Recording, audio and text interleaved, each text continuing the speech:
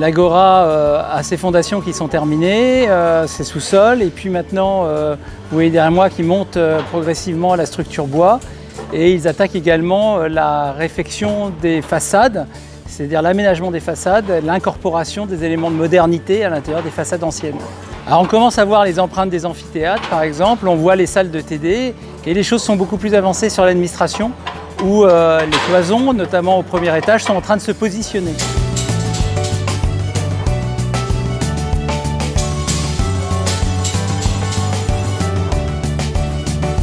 Si on connaît les plans, concrètement, on est capable de s'orienter et on voit les premières salles de réunion, les premiers cloisonnements qui montrent les premiers bureaux, donc ça commence à prendre forme. Alors c'est un petit peu une structure bois pour le moment et ça va être habillé progressivement.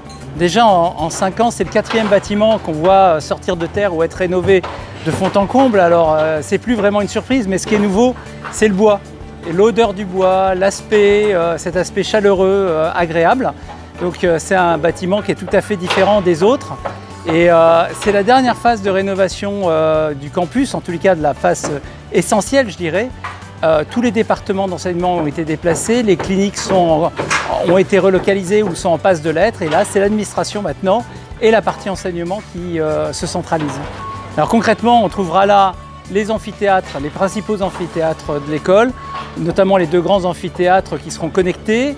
On va trouver des salles de TD, on va trouver la direction de la scolarité, de la vie étudiante qui va s'occuper évidemment des étudiants qui seront massivement présents dans ce bâtiment.